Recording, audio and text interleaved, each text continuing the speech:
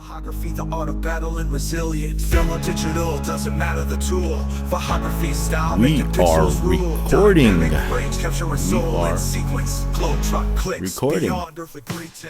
How's my hat? You like my hat? Thanks to Yamava. Yamava gave me this hat. It's the I Love the IE hat. It's supposed to be a really famous, fashionable hat. Yeah, I just got this. Anyway, welcome guys. Welcome to Focus Bokehs Podcast. We got some house cleaning to do first. Then we'll get into some photo news and an article I read over at Petapixel, which has to do with Canon still making their own sensors, unlike a lot of other camera manufacturers. We're going to get into that specifically, and also exciting rumored news from Nikon, something that I predicted a couple of years ago that I wanted. It has to do with video, but I called it. I called it 2-3 years ago, even way before the Red purchase, way before all that. I called this thing, and I'm excited. I want to share that with you on this podcast. But first, welcome to Focus Bokehs, an all-new photography podcast. Like, I always wanted to do a podcast. Yesterday, I was driving from point A to point B. It was about an hour drive, and I was listening to political stuff, political news. And wouldn't it be such a cool daily thing to have photographers listen to Photo Talk? And I was searching it, something I didn't like. I couldn't find anything. And that gave me the idea of, why don't I just start my own podcast? I like to talk. I like to question people. I like to have guests on. I love podcasting. I like listening to podcasts. So the whole idea of Focus Bokehs came about. Now, why Focus Bokehs? What is that? You know, what's up with that title? It sounds funny, maybe catchy. Well, it has to do with photography, right? You're in focus, and who doesn't like bokeh, right? Focus Bokehs. Hocus Pocus. Right? We're going to do some magic here. We're going to do some Hocus Pocus. Focus Bokehs. That's how that whole thing came about. The title I created. And what do I do with the title? You know, that's a cool podcast name. So what ended up happening was my friend Amar from 247 Media Group, you know, we came up with this idea of once a week kind of thing, where once on my channel, once on his channel. You know, every Sunday is my channel. Next Sunday would be on his channel, and so on and so forth. But we did our first episode of Focus Bokehs, which was uploaded on my channel, Vahagraphy. You can check that out. That's episode 1. But then I quickly realized that it's hard. It's hard to do a bi-channel, coast-to-coast thing where you need to coordinate with two busy people. That's Amar. He has a 9-to-5 job. He has his family. He is a photographer too. And with me, and I'm a working professional. I run a channel. I do photography and have a family. So it's very hard to coordinate times to record all this and to swap the files, edit the files, transmit them back to the other channel for them to upload, do the thumbnails. It just takes a long dang time. I quickly realized one episode in that we're going to have some problems. I got a last minute gig. We were supposed to record episode number 2 last Wednesday, but I got a last minute gig. The life of a photographer, right? Hello. So I had to reschedule, and he couldn't make it on Thursday and Friday. So he said, let's just do it next week. And then I got more gigs, and it was just so tough. And I just realized, you know, I really want this Focus Bokehs to be born. I really want this podcast to live on. but it's going to be much easier for me and my schedule for me just to do things on my own. And I just told Amar basically, hey man, I realize that this coast to coast thing is really not going to work out. Nothing against him. It just has to do with timing. It has to do with scheduling. It has to do with just the life of a photographer is tough. Like I said, you get last minute gigs, you get last minute things going on. You got a family, you have a job, you have a 9-to-5er, blah, blah, blah. In his case, I have gigs, photography in my case. So it just didn't work out. And I just told him, you know what, it's just better to let's just do things, focus on what you want to do. He wants to do his tech stuff. I want to do photography and Vahagraphy. I want this channel to grow, and I want a podcast. Yesterday I was driving to Yamava Resort and Casino. It's about an hour drive, and I was just listening to the podcast. I'm like, you know what? Focus Bokehs is such a cool name. I like podcasts. I like photography talk. And I'm sure there's many, many others out there in this world of photography that wants a show that's, number one, consistent. I want to make this a consistent show. Okay, I want a consistency, like not once a week. I think once a week is just too little for a podcast. I think podcasts should be almost every day. Now, that's what makes it consistent. That's what makes it fun and something to look forward to in your daily drive as photographers, wherever you're going. You know that there's going to be a show on almost every day on my channel, Vahagraphy. So that's where I'm at right now with this. I just figured that I just do this on my own, and provide a cool place where you guys could come in and listen to a cool photography show from a photographer that's been there and done that for the most part, loves photo news, loves camera rumor news, loves the world of photography, and wants to connect with all you guys. And what better place to transmit this show? Vahagraphy, my own YouTube channel. So I'm trying to make this consistent. This is episode number 2, but this is really episode number 1 in this new format. And I want to make it consistent. I want to do daily shows, excluding weekends, obviously. But for now, we'll do Monday through Thursday, 4 days a week. And, then the days that I'm busy, we'll just do the show the following day. But Monday through Thursday, if anything comes up, I won't have a show that day. So today is March 18th, Tuesday, recording this. It's about 9:30 in the morning. So that's where we're at with house cleaning. How's it going, guys? If you're a photographer, if you know photographers, and if you're looking for a cool community, cool podcast to listen to almost every day of the week, well, let your friends know about Focus Bokehs. I'm your host, Vahagan. This is Vahagraphy. If you haven't heard of my channel, I welcome you guys to subscribe, like this video, to share this video, tell your friends, because we're going to have fun on here. Not only are we going to talk about photography, we're going to talk about life. We're going to tie photography into life. We're going to tie photography. We're going to talk about the gear. We're going to talk about the brands, the news, the rumors, cool photography stories that I want to share with you guys. And I always wanted to have guests on. We're going to have guests on here from time to time. I'm going to pick their brains. I love doing that. I started that with Vahagraphy Talk. That was probably a lot of these moments were like really enjoyable for me, just to run that live stream. Vahagraphy Talk, which I interviewed numerous photography guests on there. And I had fun doing that. So we'll bring some of that into the show. We'll have different topics, and we'll have fun on here. We'll read some of your guys' questions, some photography questions that you guys want answered. Just a cool show all around, no holds barred on here. We're going to talk about everything, like I said, life, photography, and everything in between.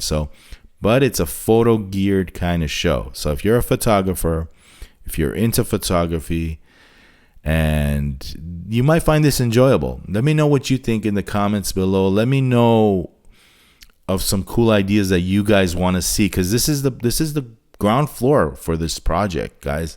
Focus Bokehs, this is new, and it's just getting started. So I want your guys' feedback as much as I can to implement new ideas on the show, what you guys want to hear and see. This is going to be currently available on my channel on YouTube, Vahagraphy. It's also going to be available to listen to on YouTube music app, YouTube music app, and YouTube channel.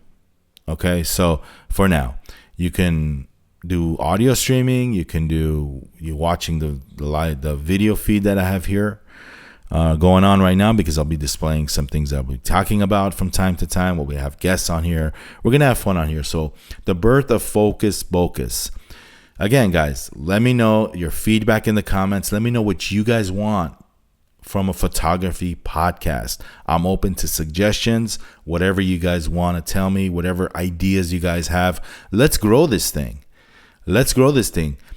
When I talk about guests, having guests over, having guests on this show, everybody from all walks of life. You necessarily don't have to be a famous, well-known photographer to be on my show. I want to pick your brain. There's so many great creatives out there that are unknown to the world. Contact me. My email is vahagraphy@yahoo.com. That's my email. Give me ideas. Leave them in the comments. Let me know what you want to see. I want feedback. This is a new thing, and this is being born, and I want this thing to grow to the point where it's a must listen to for photographers. Anyway, let's continue on. And one more thing before I forget is we're going to keep it an hour. No more, no less. Right around an hour for this. 1 hour, and that's it. Maybe a little less sometimes, but I'll try to keep it within the hour time frame. Okay. So there's my goals. There's the idea for Focus Bokehs, and this is episode 2. So what are we talking about today? Today we are talking about 2 news pieces that I read. One of them is a news piece. One of them is a semi-rumor, but I think it's going to be reality, and I'm very excited for that. And I'll let you know what I mean by that in a minute. But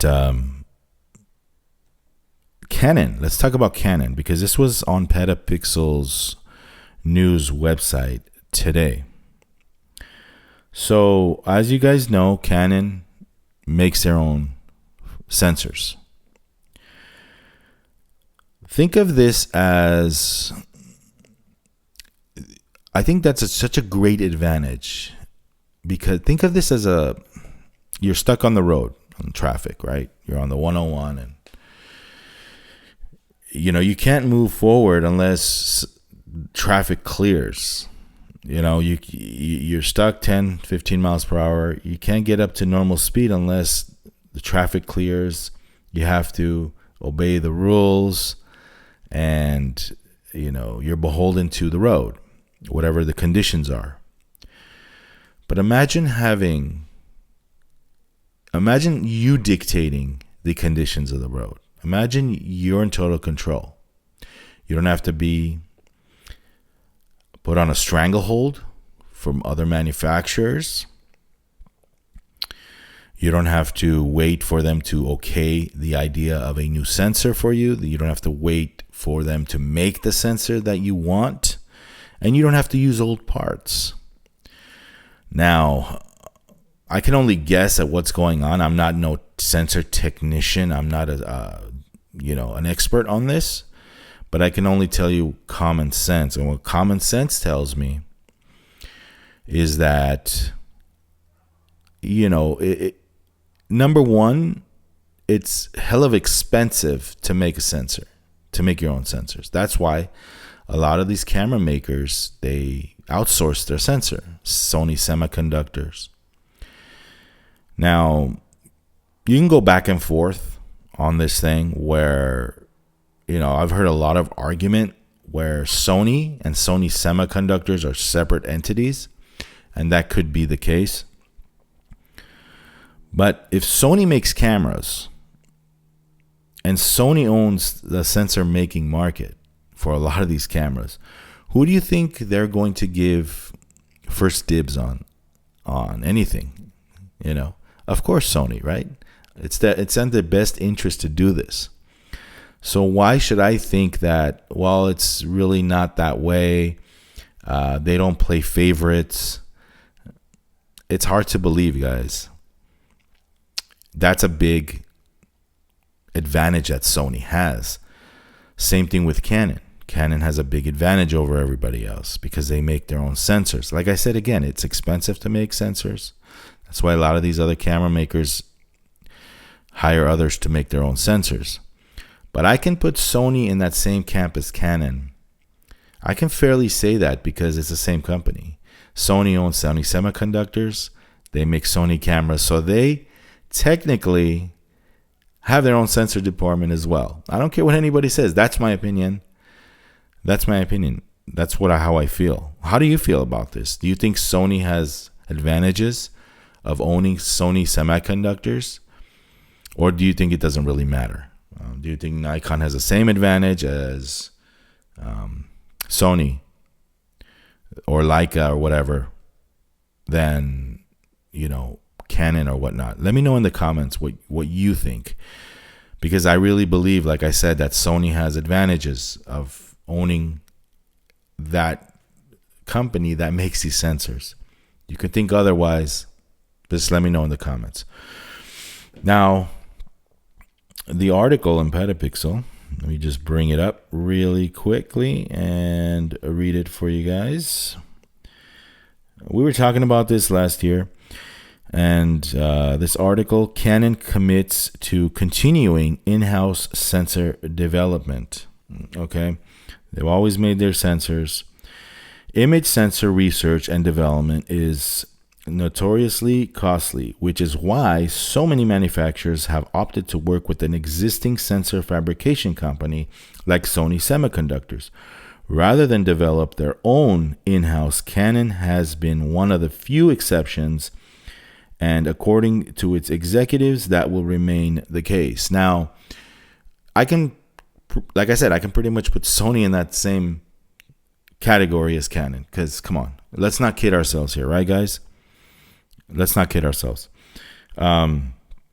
Speaking to Petapixel at the CP Plus show in Yokohama, Japan in February, the company's executive team expressed their desire to maintain the development of the image sensors in-house.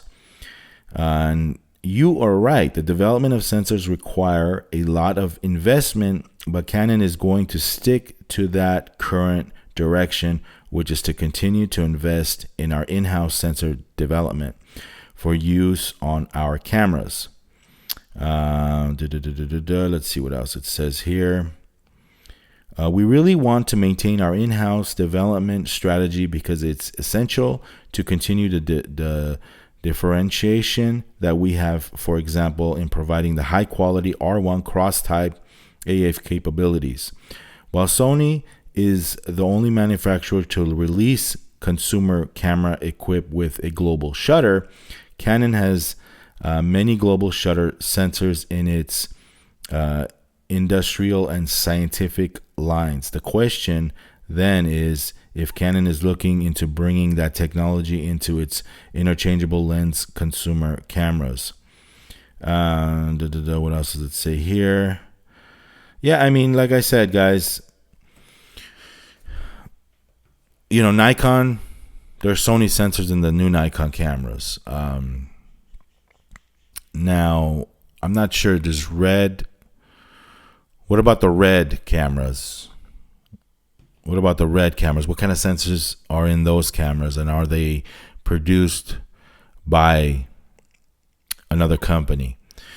As far as the advantages go, like I said, I mean, I'm not at all unhappy about what we've gotten with Nikon. Nikon sensors are beautiful. Nikon cameras, I should say, are beautiful.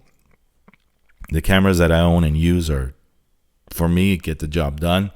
I really love the 45 megapixel on the Z9 and the Z8 and the D850. Now, you notice a trend, right? We got a 24 megapixel. We got an 845 megapixel. We got a few cameras that have that sensor size. We got an APS-C 20 megapixel camera, but we don't have anything in between those. And is that the result of having another company make their sensors for them? Would you want to see Nikon make their own sensors? For me, I mean, like I said, guys, it has to be somewhat frustrating sometimes to wait and to pay and to just not being able to do what you want. Sometimes you have to wait for that part to be made. You have to wait for the licensing. You have to wait. Is Sony Semiconductors giving them the full, the full quality of what they're, offering to Nikon or Leica or whoever else they make sensors for? So something to think about, right? Canon can pretty much do what they want in this department. They can go to their team and say, I want this, let's design this. They don't have to wait. There's no bargaining, there's nothing. And it's kind of weird to me that Sony has this company that makes sensors, and also they make cameras too. So, it is what it is, guys. And I'm okay with either or, but you gotta have to just sit there and wonder, what are the limitations of camera companies? Sometimes there are limitations, there's legalities, there's cost involved. Maybe Sony doesn't want to give the best thing out right now to Nikon or other camera makers. So it is costly. That's probably why Nikon doesn't make their own sensors, or Sony, Leica or Panasonic or whatnot. But Canon is doing it.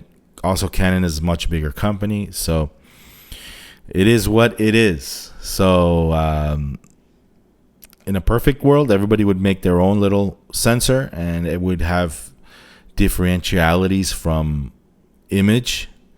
Because right now, like, for example, Nikon and Sony, they use similar sensors or the same sensors, but I would like to see a difference in camera maker image quality. Like, you can pretty much take a picture of all three major manufacturers and you can't really tell the difference.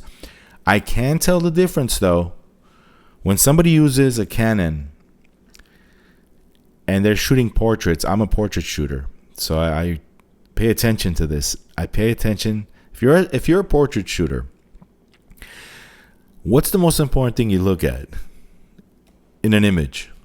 What are you shooting? A person, right? Skin tone. Skin tones.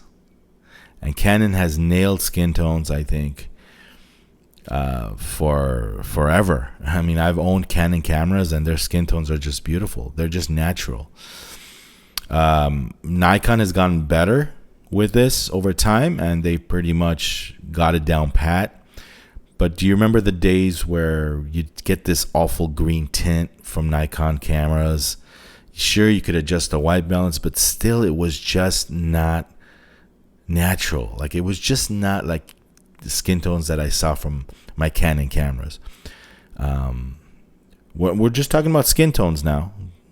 So, but there's a lot of factors that come into play when choosing a system, and it's not only skin tone, or it's not only that, it's lenses, it's sharpness, it's equipment that's available. There's a lot of reasons why I choose what I choose to shoot. There's a lot of reasons why I own a lot of Nikons, is because of a lot of different factors. And you got to weigh those options as a photographer. You got to weigh those different options that you have, and you got to have to come out with the best possible result for you. Different cameras have different features that you want. Some cameras are better in video, some cameras are better in low light, some cameras have different lenses. It's hard to argue what Nikon's doing with those long telephoto lenses. They're the only brand right now that offers a built-in, amazing quality lens, built-in TC, the 600 and the 400s. Yeah, sure, they're expensive, but that's just an example of different options for different people. All right. You might argue that Canon has an amazing 600 millimeter that you love, or Sony has that 600 millimeter f4 lightweight lens for the Sony A1 bird shooters. So there's a lot of different factors, and people like different things, different strokes for different folks, right? Exactly, different strokes for different folks.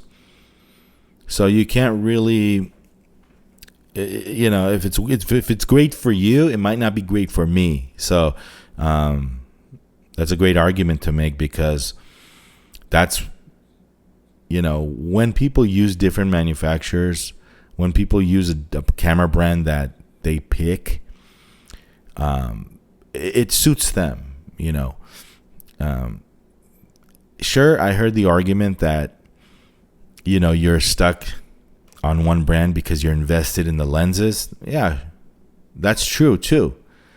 There's photographers out there that are stuck and they wish they were on a Canon system, but they're invested in Nikon glass, or vice versa. They wish they had that Z9 or that Z8 for the massive capabilities of that camera, but they're invested in Canon glass. They wish their flagship had a higher megapixel. Well, the Canon has an R1. The Canon's R1 megapixel is 24. The Z9 is 45.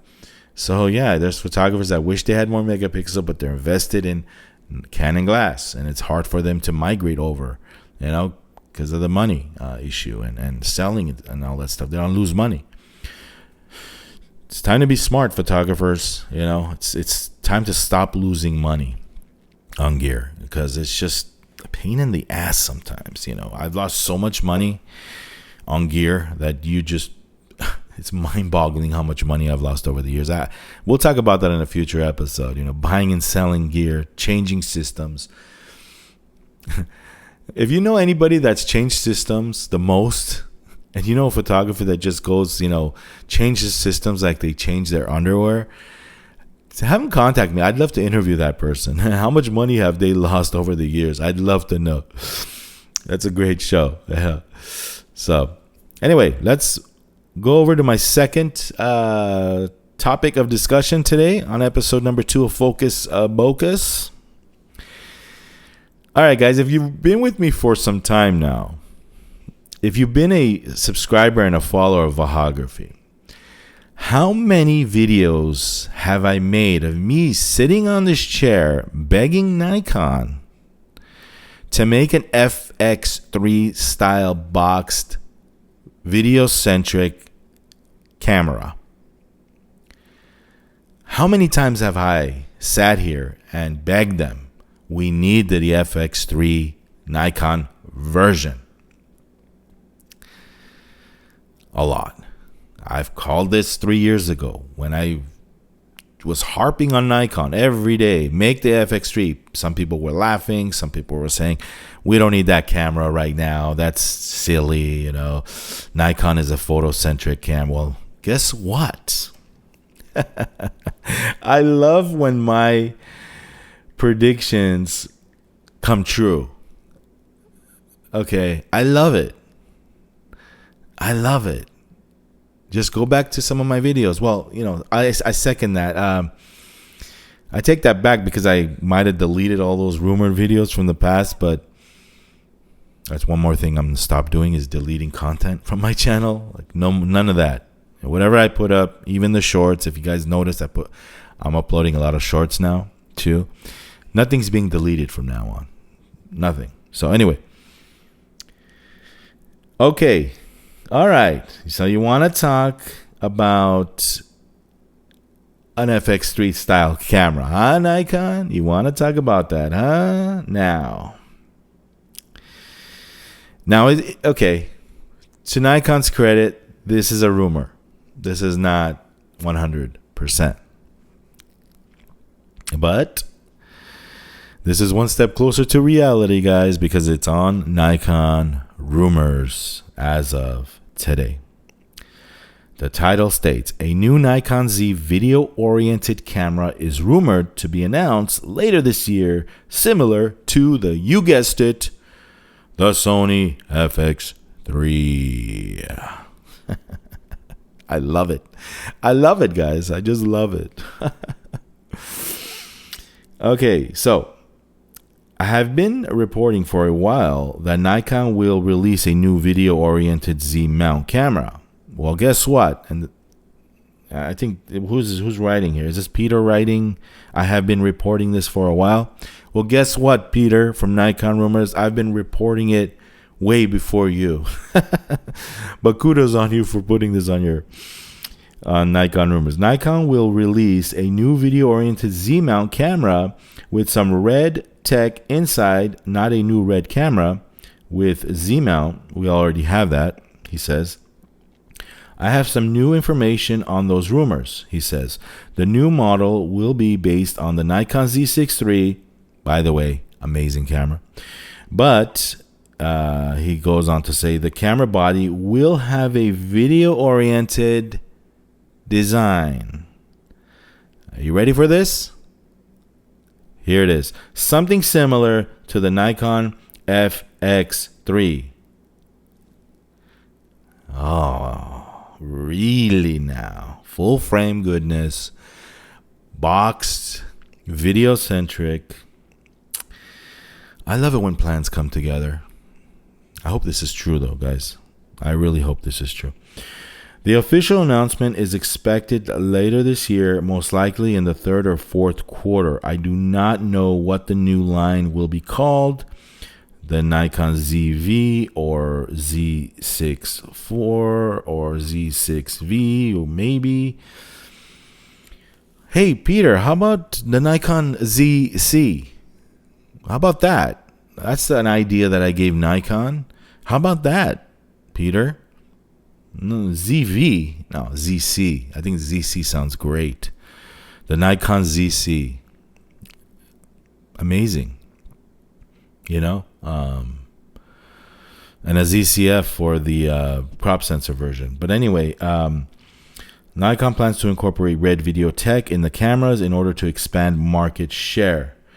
I love it when these things, we talked about this, and I love how Nikon is listening finally. And that whole thing with the red purchase, I think that there was a lot of years of pent up demands and pent up frustration from Nikon losing market share that they kind of had to do that.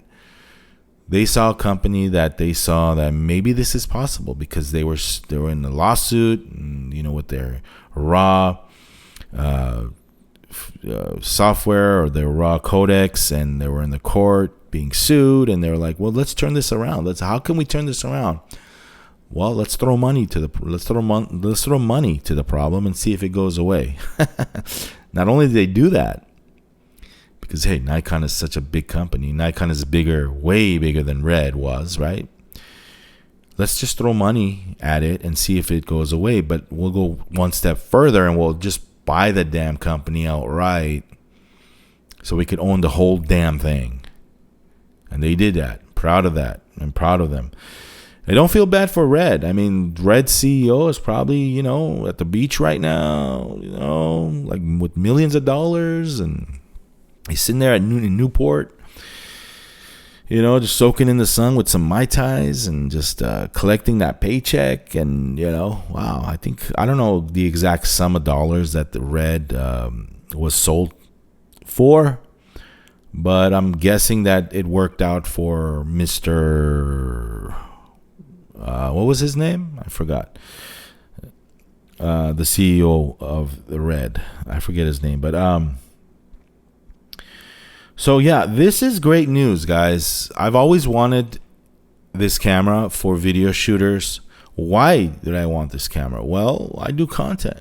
You know, I make content on Vahagraphy. I'm not a wedding videographer by any stretch, although I was when it was fashionable back in when did I start my videography? My videography company was called Vahagraphy Video. And I was doing video alongside my dad. He was the still photographer. By the way, these were the film days. He was shooting film. I was shooting VHS camcorder. But this was way before it was fashionable, you know, with all you guys with the Starbucks and the cool jeans. And, you know, I'm a videographer now. Hey, man, I'm shooting wedding video. Yeah. No, this is back in... When did I start? I started in 1990. I want to say 91, 92 is when I started. No, what am I talking about? It was 1990 when I shot my first. I shot my first wedding in 1990 with video. I remember that day vividly. We start the wedding. My dad's a photographer, right? So he's booking photo and video packages together. And we walk into the wedding, and the wedding couple are baffled. They look at me like, this kid's going to shoot my wedding? Are you sure? My dad's like, don't worry about it. He's got this. Yeah. And I loved that. I loved motion picture at the time. I loved, I loved video. So my dad invested in me, he believed in me. I started before that. I started when I was a little kid, I used to hold the extension cable from my dad's partner, the other video guy. He was my dad's main video guy. And he's like, hey, why don't you take this kid under your wing and he'll help you. I have so many stories. I remember the day I was holding the extension cord. There were this bright orange extension cords back then. There was no batteries. There was no cordless this, a cordless that if you wanted. Back in the day, those video cameras needed a lot of light. Without light, you wouldn't be able to see any image, and especially in a reception or a church. So in order to get that light, who remember these days where the video guy would turn on their light and everybody would go, oh no, we're blinded by the light, blinded by the light. Da-na-na-na. Remember those days where those big video lights, and I remember those things would get so hot. I can't believe they lasted a whole wedding. Like some of these wedding receptions would go on for 6, 7, 8 hours, and this light would be on the whole time. And I remember at the end of the gig when I would finally turn my video light off, that thing was, you can pretty much, if you touch that thing, you'd burn your finger. It would just, I have so many crazy stories about this video light. One time I was videotaping and it actually caught the one of the decorations. They, back in the day, they used to put these string decorations. And they were flammable. One day I was moving my video. It was like a tripod with wheels. And I had the whole rig, the monitor on there. And everything was set up. But this video light was so hot that it caught the whole decoration on fire. I touched the light and it was on fire all of a sudden. Got guys running and 1 second they're dancing. The next second they have fire extinguishers on, taking this thing and trying to put it out. But back in the day, extension cords were the way to power this whole rig. We had the monitor. It was funny because I had a monitor. I think I had a 13-inch Sony Trinitron monitor, brick of a TV, attached to my tripod with this dolly wheels. And I had a 6-way extension cord where I would plug in the video light, the camera AC adapter, the monitor, and you name it, right on this 6-way. And it was all powered by extension cord. So anyway, I would go out and I would help. This is before that. I would go out and I would help my dad's partner hold the extension cord. And this is way before I was 10. I'm probably 8 years old. That's where I was exposed to the wedding photography amazing goodness that I was exposed to at a young age. I don't know if it was such a good thing. But anyway, so I started at a young age doing video, and And that's what I did. Vahagraphy video. So, okay, what was I saying? Oh, not that I'm a videographer. Okay, going back to the FX3.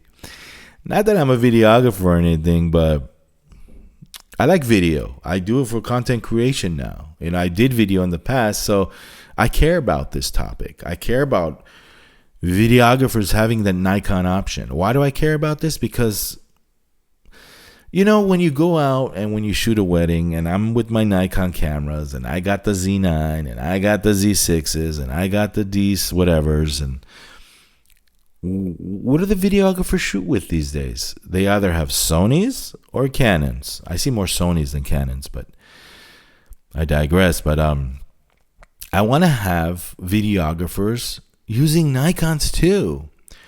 Why? Because, well, number one, hey, if I need a lens, I can't use no Sony on my Z system. Hey man, let me borrow that 24-70 that you have real quick.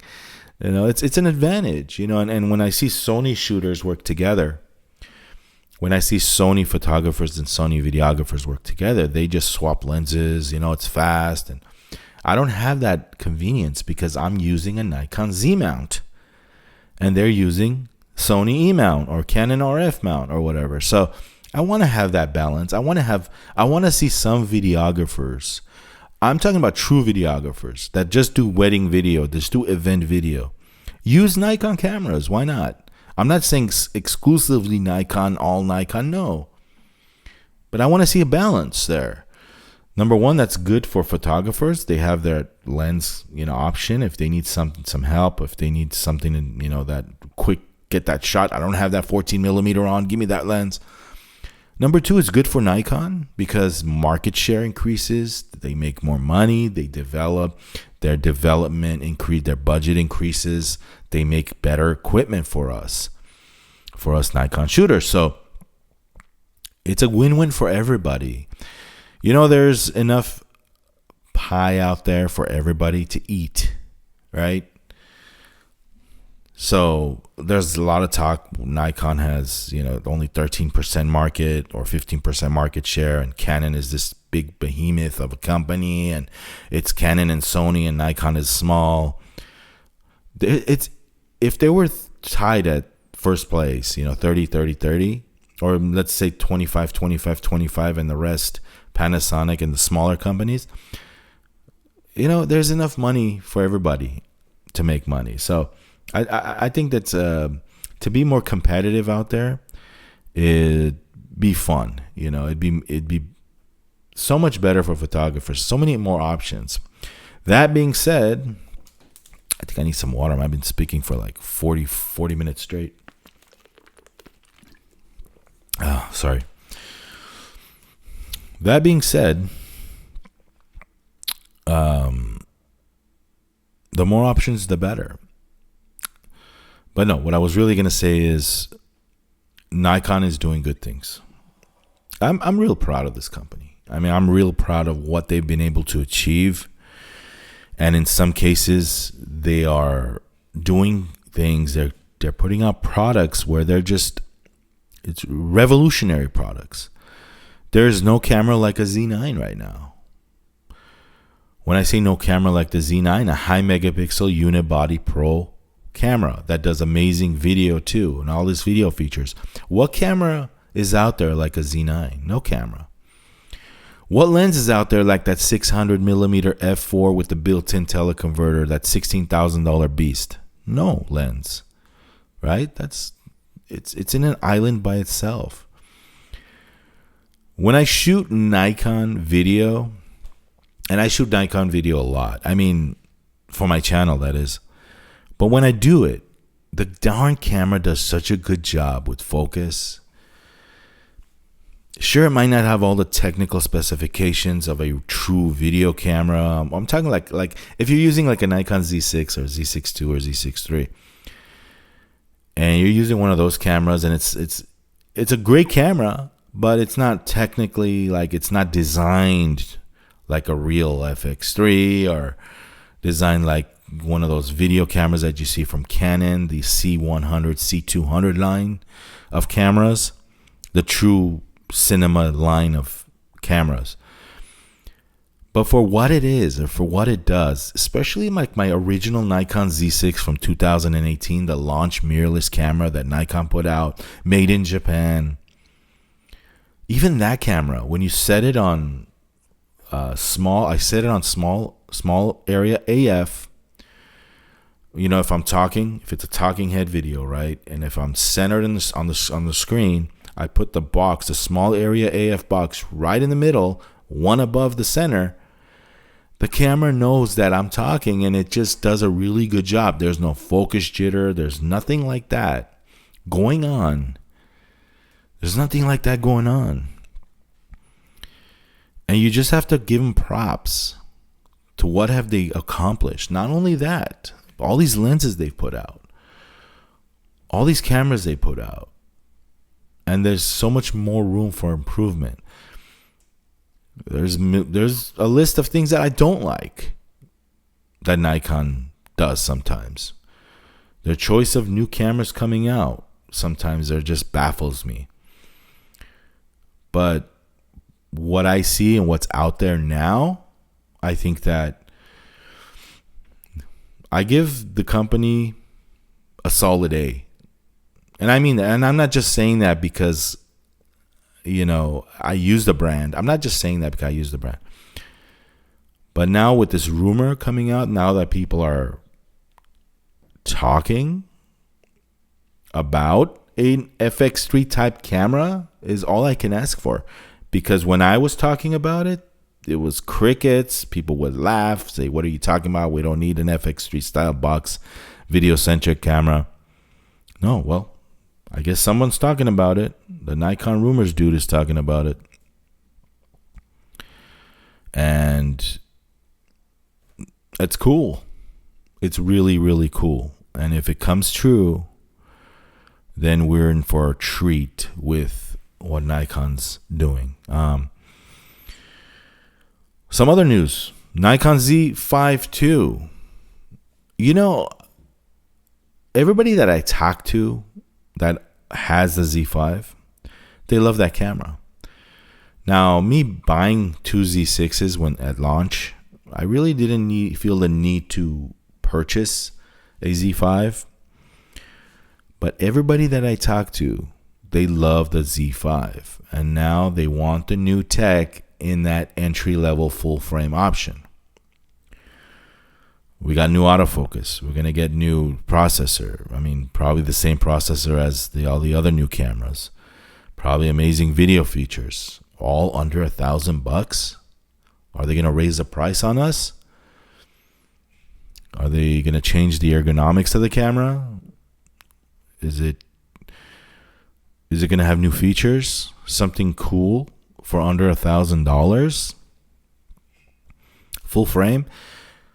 To be honest, if I had a video production where I needed multiple cameras and I'm just starting out, right? And I have my main camera, which is, what if it's like a Z6III, yeah? And I needed, if I needed a couple of B and C roll cameras, I wouldn't buy 3 more Z6IIIs. I would buy 2 Z5IIs. Honest. Only because, first of all, production costs. You're keeping the production down. You're having full frame. You have full frame. You want full frame. And you just want different cameras, different angles, but you don't want to spend Z6III prices. I can think of many applications where this can be useful.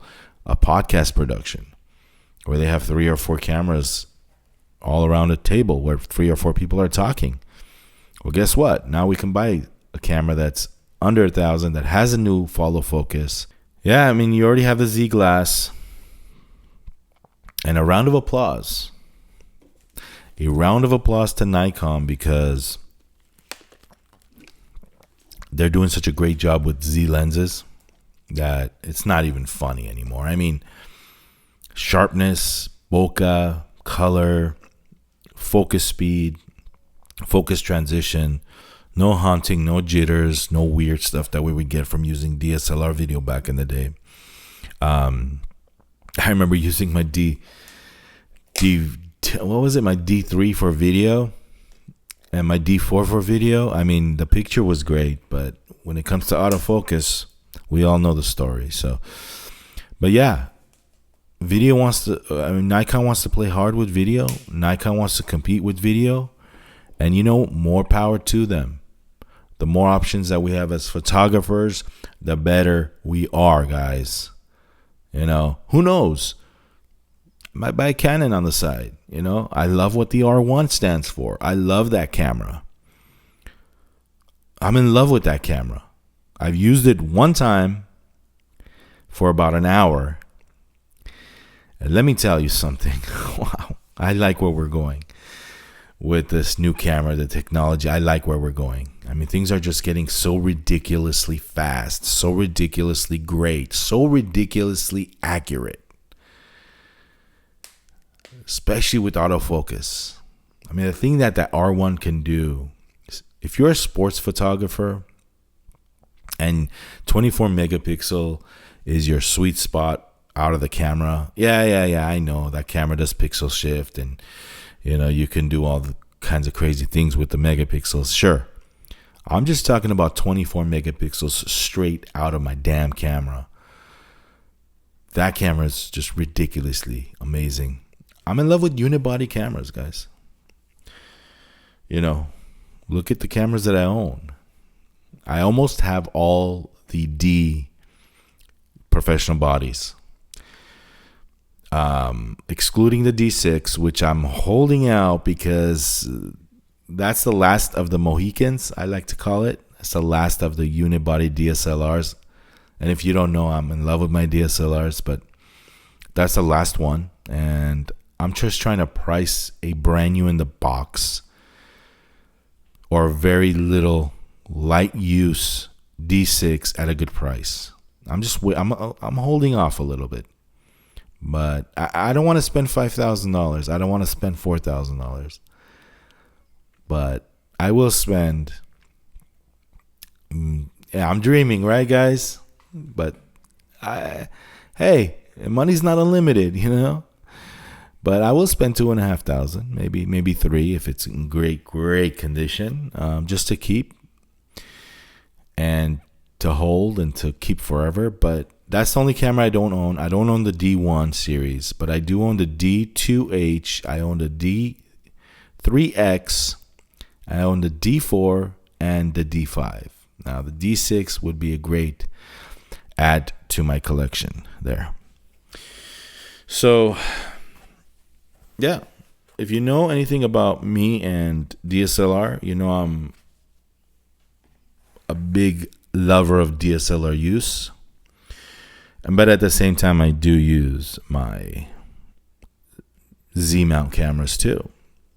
I love them both. Can I love them both, guys? Can you use them both? I forget who it was, but I saw a photographer. Who was it? I saw a video. I don't recall who it was right now. But I saw a video on YouTube where the photographer was using a combination of Z mount and DSLR, mirrorless and DSLR at the same gig. And I thought I was the only dumb one. I thought I was the only crazy one. Turns out there's a lot like me out there. Who was it? Damn.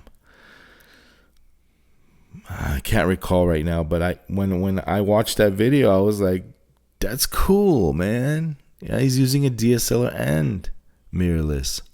Nikon make that box camera what was it? The ZC, a FX3 box style camera. Z5II, again, another rumored camera. And according to Nikon rumors, the Z5II will come out or will be announced in April. And the video camera that we talked about is set to be announced maybe later this year as well. So a lot of things to look forward to in the Nikon camp. You got to be happy with what you got. And yeah, I mean, what can you say, guys? It's a great thing. And also, and we'll talk about this on another podcast too in the future.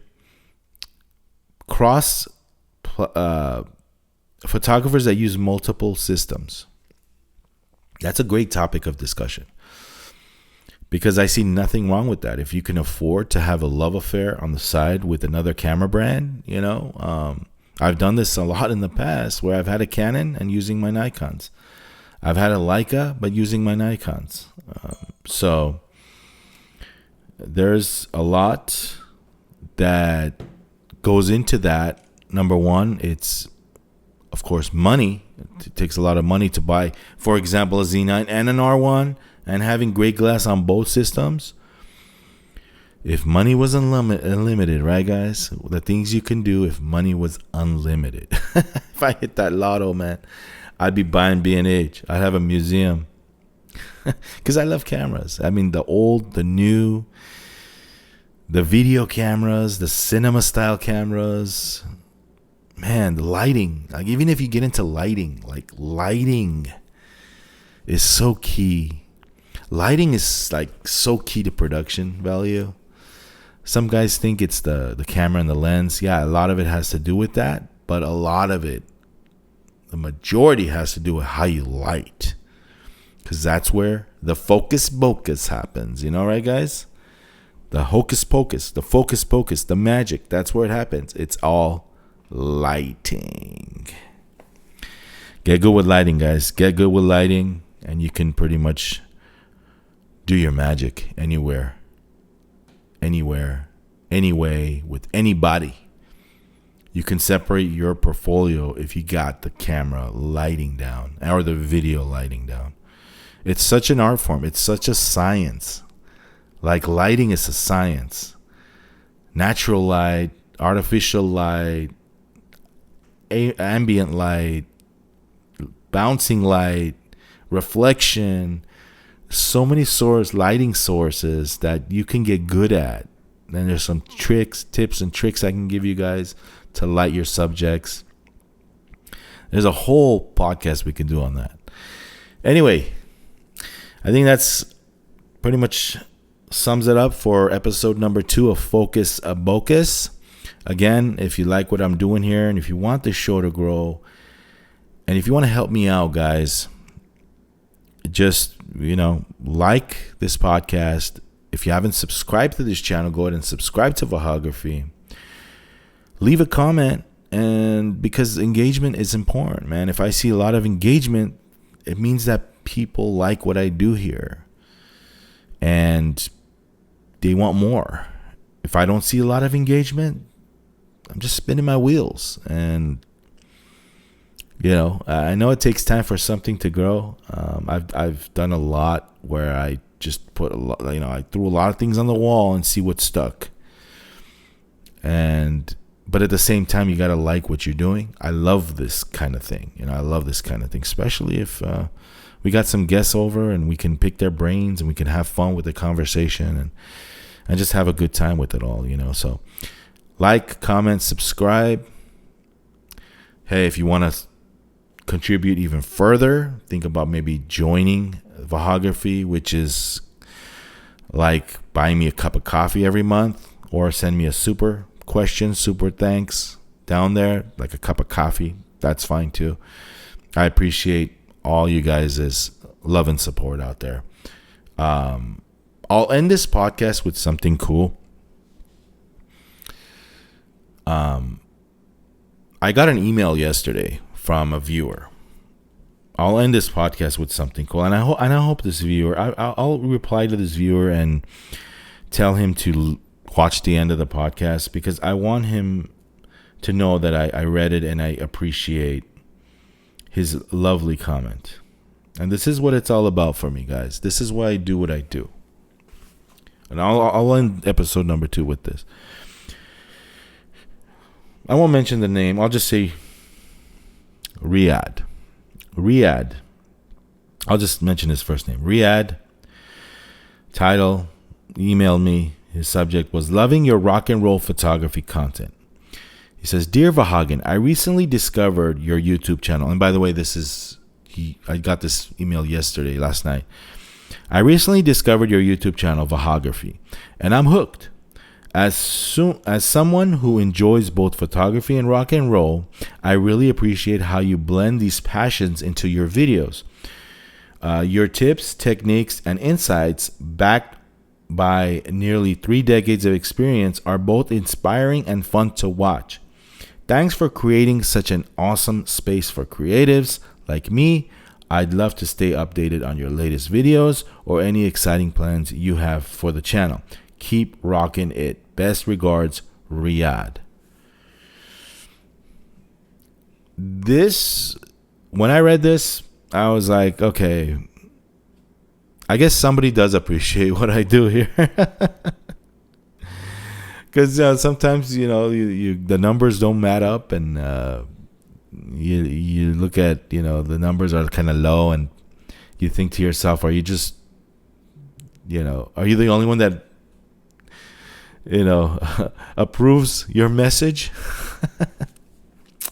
Approves of what you're doing? No, but there's been a lot of times where I thought I'd just take a break or I'd quit altogether because it's just a waste of time doing this on this channel, doing what I do on this channel, whatever it is. But when you open up your phone and you open up your email and you read something like this, when you read something like that, it rejuvenates you. It says, damn, I guess there are other people that really like what you do, and they appreciate what you do and like what you do. And that's what it's all about for me. That's what keeps me ticking on this thing. So thank you, guys. Thank you very much to this viewer, Riyadh. Appreciate it. And for all of you guys out there, I know that there's many that don't never comment, but they watch, and there's people that do like what I do. There's people that don't like what I do. There's people that are haters. There's people that are just think I'm crazy or talk nasty comments or think that I don't know what I'm talking about, or whatever the case. But for those that do find something of positivity, thank you very much. You guys rock. You guys rock. You guys are the inspiration and the reason why I do this. So this is episode 2. Thank you for listening. Focus Bokehs, because we like to be in focus and we love bokeh. So Focus Bokehs. Episode number 2 podcast in the books. We'll talk to you guys on the next episode. Thank you for watching. Thank you for listening. This is Vahagraphy. I'm Vahagan, your rock and roll photographer. And we'll see you next time. Rock and roll.